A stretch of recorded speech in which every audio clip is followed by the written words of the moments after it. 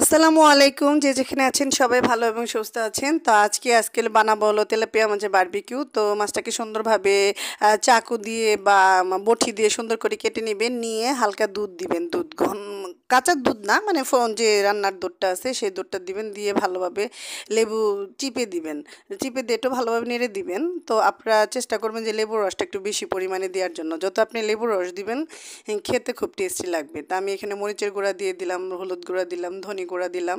চাট মশলাটা আপনারা দেওয়ার চেষ্টা করবেন, তাতে খুব ভালো লাগে। আর সাদা গোলমরিচ গুঁড়া, কালোটা দিব না। এখানে আমি রসুন বাটা দিলাম, একটু আদা বাটা দিলাম, জিরা বাটা দিলাম, সয়া সস দিলাম, লবণ দিলাম, দিয়ে সব কিছু মেখে নিব।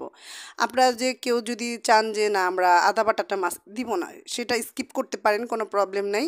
তবে আদা বাটা দিলে এই মাছটাতে খেতে খুব ভালো লাগে এবং কি ফ্লেভারটা খুব সুন্দর আসে, গন্ধটা খুব ভালো থাকে।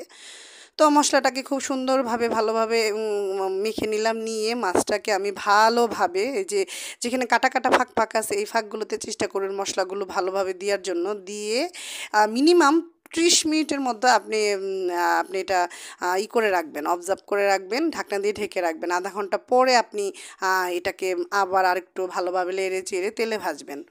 তো যদি আমার ভিডিওটি ভালো লেগে থাকে অবশ্যই আমার চ্যানেলটি সাবস্ক্রাইব করে দিবেন, আর বেল বাটন ক্লিক করে রাখবেন যেন ভিডিও গেলে আপনারা আমাদের ভিডিও দেখতে পারেন। সবাই আমার চ্যানেলটি সাবস্ক্রাইব করে দিবেন।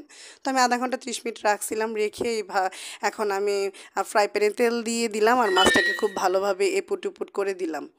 দিয়ে মাছটাকে আমি তেলের ভিতরে ছেড়ে দিলাম। চেষ্টা করবেন যে মৃদু আগুনে মাছটাকে ভাজার জন্য। হাই হিটে ফ্রাই প্যানটা ভালোভাবে করে নেবেন, হাই হিট করে নেবেন, নিয়ে তারপরে মৃদু আঁচে আস্তে আস্তে আস্তে আস্তে ভেজে নেবেন।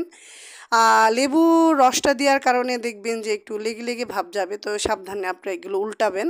একটু হালকা যখন দেখবেন ক্রিসমি টাইপের হয়ে গেছে, হালকা বারবিকিউ বারবিকিউ পোড়া পোড়া ভাব হয়ে গেছে, তখন আপনার মাছটাকে নামিয়ে পরিবেশন করবেন। তো চেষ্টা করবেন 30 মিনিটের মতো মৃদু আগুনে হালকা হালকা মচমচা করে ভেজে নেবেন। তো এ পর্যায়ে দেখেন আমার ভাজাটা কি সুন্দর হয়ে গেছে, লাল হয়ে গেছে। যখন বুঝবেন যে সমস্ত মাছই ভাজা হয়ে গেছে, একটু দেখলেই বুঝতে পারবেন যে আসলে মাছটা কিভাবে ভাজতে হয়। তো আমি এভাবে পুরো মাছটা সুন্দর করে তেলের ভিতরে ভেজে নিলাম।